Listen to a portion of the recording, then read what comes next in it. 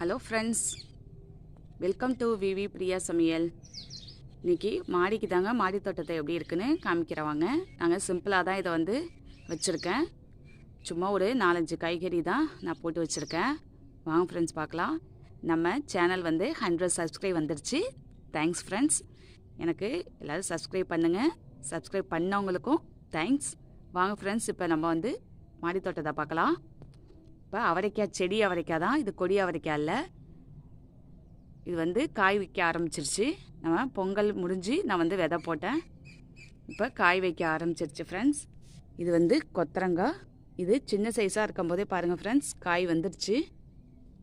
நல்ல மண்ணாக இருந்துச்சுன்னா நல்லா சீக்கிரம் காயெல்லாம் வச்சிரும். பூ வச்சு காய் வச்சிருச்சு.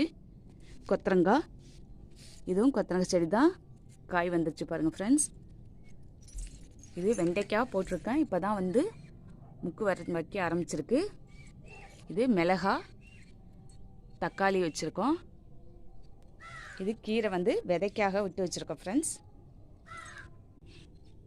இதுவும் வந்து மிளகா தான், காய் வச்சிருச்சு.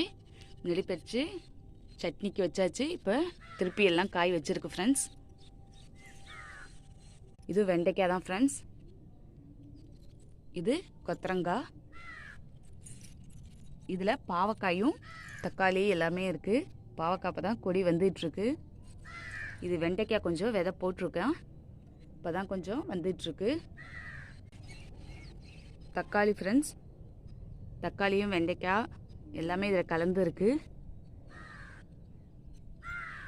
இது வந்து கத்திரிக்காய் ஃப்ரெண்ட்ஸ். நம்ம வந்து இன்னும் நட்டு வைக்கல வேறு இதில் ஃபுல்லாக விதை போட்டு இப்போ இருக்குது. இன்னும் கொஞ்சம் வளர்ந்து வந்தோடனே தான் நம்ம வந்து அடுத்த பேக்குக்கு நம்ம மாற்றணும். இதுவும் வெண்டைக்காய் தான் ஃப்ரெண்ட்ஸ். இது வந்து மந்த தக்காளி கீரையும் மிளகாயும் வச்சுருக்கேன். இதில் கீரை, இதுவும் கீரை தான் ஃப்ரெண்ட்ஸ். இதுவும் கீரை தான். இந்த மாதிரி வாட்டர் கேனையே நாங்கள் மேலே மூடியை வந்து எப்படி மாற்றிருக்கோம் அப்படின்னு காமிக்கிறோம் வாங்க ஃப்ரெண்ட்ஸ். இங்கே பாருங்கள் ஃப்ரெண்ட்ஸ், மூடியில் மண் வச்சு கீழே ஒரு சப்போர்ட் கொடுத்து அதில் வந்து நம்ம கீரை தெளிச்சிக்கலாம். விதை தெளித்து எப்படி வந்திருக்கு பாருங்கள் ஃப்ரெண்ட்ஸ் கீரை. இப்போ கீரை இப்பயும் தெளித்து வச்சுருக்கேன். எப்படி வளர்ந்து வந்திருக்குன்னு பாருங்கள். இது மாதிரி நீங்களும் வேஸ்ட் பண்ணாமல் செஞ்சு பாருங்கள் ஃப்ரெண்ட்ஸ். இந்த ஐடியா உங்களுக்கு பிடிச்சிருந்தா லைக் பண்ணுங்கள், ஷேர் பண்ணுங்கள், கமெண்ட் பண்ணுங்கள். Thank you friends.